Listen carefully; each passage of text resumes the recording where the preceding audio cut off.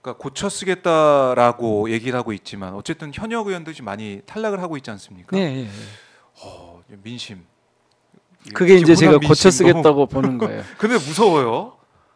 제가 그 소감을 누가 묻길래 네. 제가 뭐 페북에도 그렇게 쓴 것 같은데 두렵고 떨립니다라고 말씀을 드렸습니다. 근데 이게 제가 21대 국회 처음 들어올 때 이 그 지면 오마이뉴스 그러니까 인터넷 그 오마이뉴스 기자분하고 인터뷰하면서도 그 네. 말씀을 드렸었는데 20대하고 전혀 다른 상황에서 21대가 시작이 됐거든요.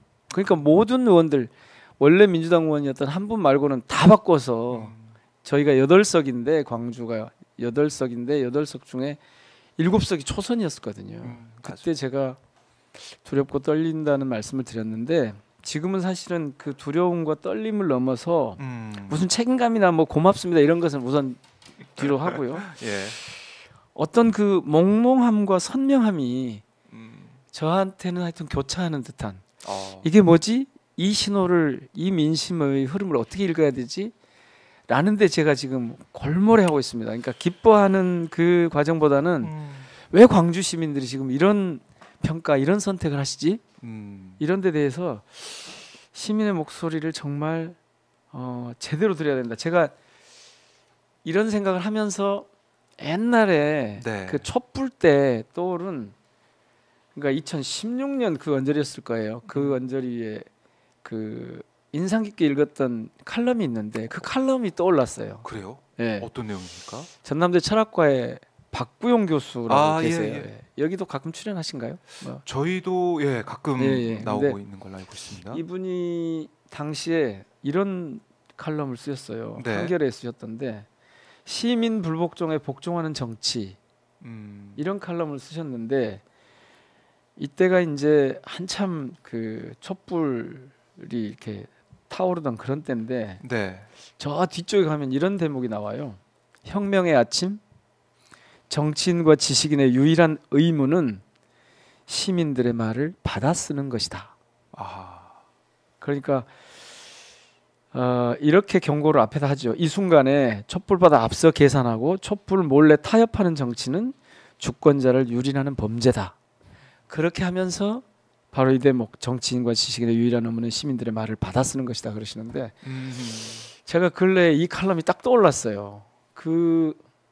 지금 딱 그런 거거든요. 제가 보기엔 제가 아까 이 몽롱함과 이 선명함의 네. 그 어떤 교차 혹은 경계 뭐 이런 것들 같아서 제가 지금 시민들의 이 의미를 읽으려고 애를 쓰고 있다.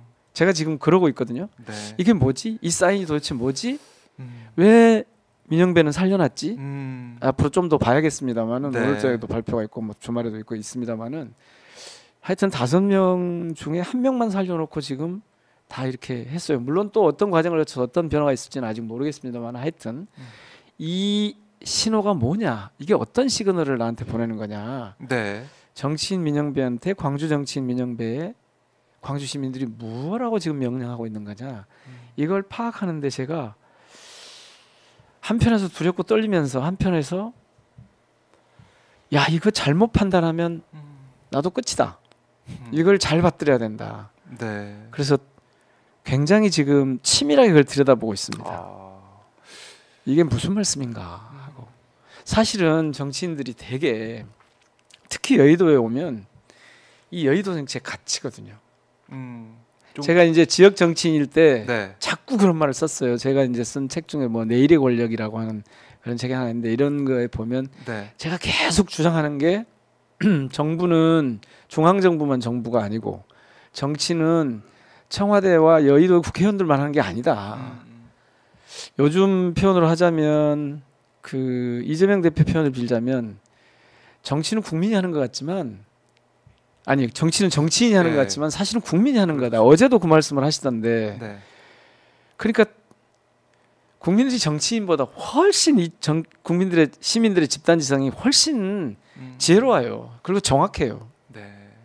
그래서 제가 지금 그걸 읽는데 요 며칠간 선명하게 딱 정리되는 이게 뭘지 하고 지금 제가 지금 네.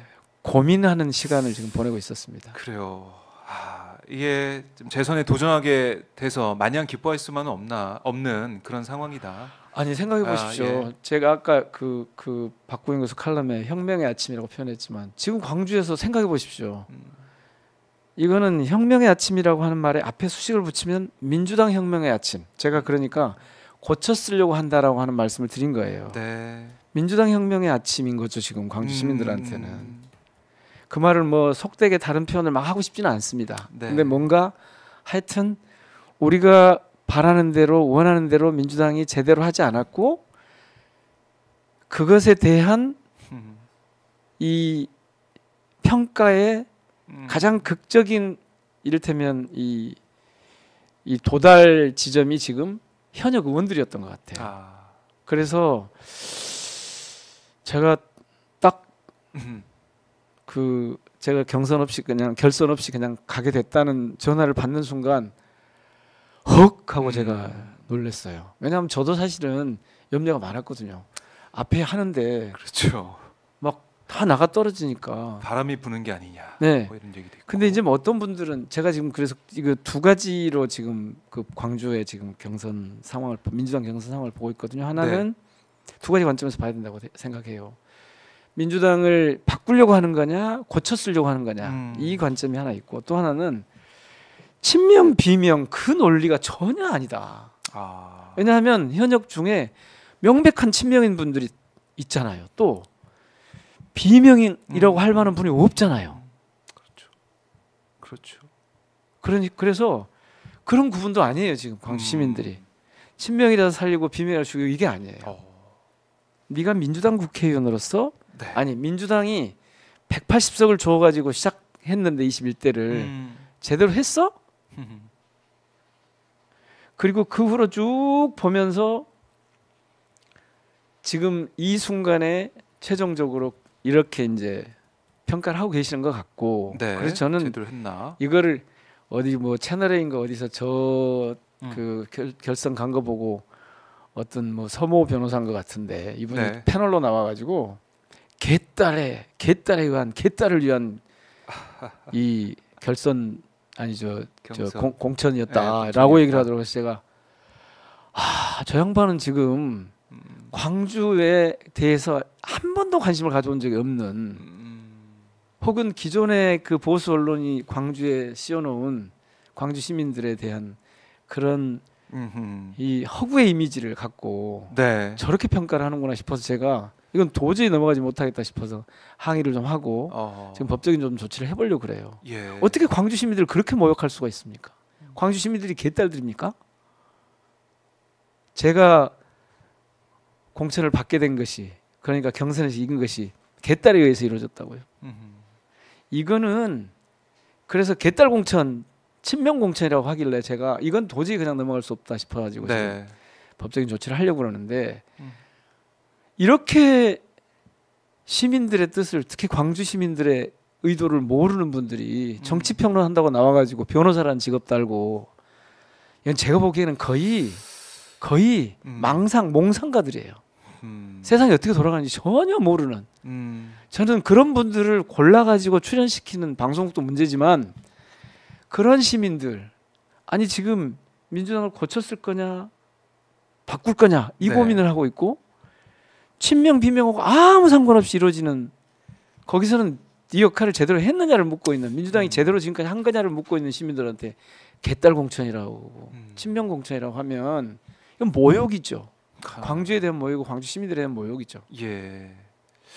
자 지금 고쳤을 거냐 바꿔내는 것이냐 또 친명 비명 논리가 전혀 아니다 이렇게 얘기를 하시면서 계속해서 광주의 이 시민들의 목소리 또 그 뜻을 알기 위해서 지금 노력하고 계신데 그래도 뭐 우리 국민들이 볼 때는 이런 결과 현역들이 사실상 많이 지금 탈락하고 있는 이런 결과를 보면서 민주당이 지난 4년 제대로 역할을 못했다 뭐 그런 평가를 하시는 것 같아요. 제대로 못 싸웠다. 제가 전반적으로 민주당 지지자분들이나 국민들이 어떻게 얘기하는지는 우선 논외로 치고요. 광주 시민들이 제가 그동안 이 광주 시내에 이렇게 다녀보면 그래서 주권자 시민들이 이렇게 만나보면 이분들이 딱 두 가지 얘기했었어요. 그동안 딱 두 가지. 하나는 제발 윤석열 정권과 잘 좀 싸워라. 잘 좀 싸워라. 예.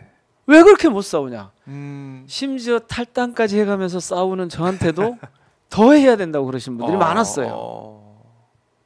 그 제일 앞장서 싸우셨는데도 제가 이제 밖에서 보면 제가 너무 강성이잖아요. 그리고 막 보수 언론들이 저한테 강성 친명이라고 붙이잖아요. 딱지 붙이잖아요. 광주 시민들이 보기에는 성에 안 찬 거예요. 또 하나가 뭔 줄 아십니까? 네.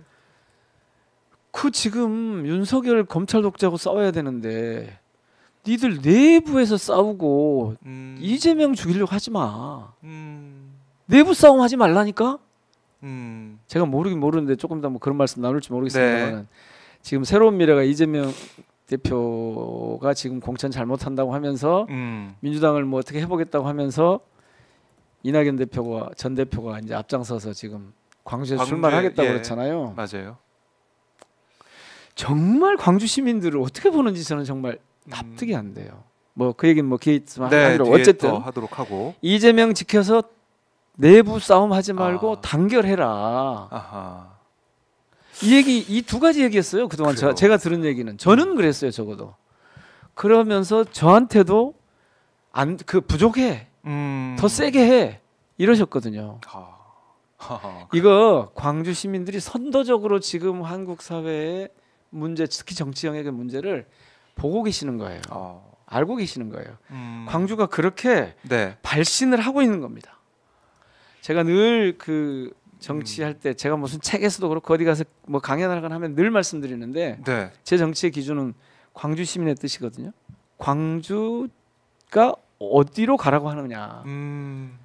광주가 무엇을 지금 요구하고 있느냐. 이게 제 정치의 기준이라고 자주 말씀드리고 제가 곳곳에 그렇게 말씀드리는데 제가 이 선거 오기 몇 달 전 아니 훨씬 전부터 제가 계속 들었던 얘기는 그 두 가지였어요. 잘 싸워라. 윤석열 정권과 잘 싸워라. 네. 이재명 중심으로 똘똘 뭉쳐라. 내부 다툼하지 말아라. 저는 굳이 저에 대한 저는 이제 오늘도 뭐 제 말씀은 가능하면 드리지 않으려고 그래요. 광주 시민들 말씀을 드리려고 해요. 예. 맞아요.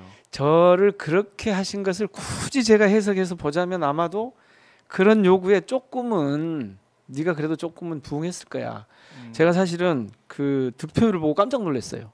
대개 선거 치르면 뭐 조직이 어떻고 막 하잖아요. 그래서 뭐 많이 대기시키면 어쩌고. 물론 뭐 제가 옛날부터 거기 기반이 있는 사람이긴 합니다만은 생각했던 것보다 훨씬 압도적이더라고요. 저는 사실 염려했거든요. 네. 다른 데서 다 그런 일 일어나는 거 보고 나 이러다가 결선 가가지고 네. 신인 가산점까지 있는 분하고 붙어서 야 이거 나도 위험한 거 아니야 하고 쫄기도 하고 걱정도 했는데 물론 뭐 그래도 이길 수 있을 거라는 생각은 했습니다만은 네. 근데 실제 득표율을 그 이제 가서 개표 참관하고 온 저희 보좌진이 와서 이제 전화를 알려줄 거 아닙니까? 네. 그거 보고 나서 사실 깜짝 놀랐어요.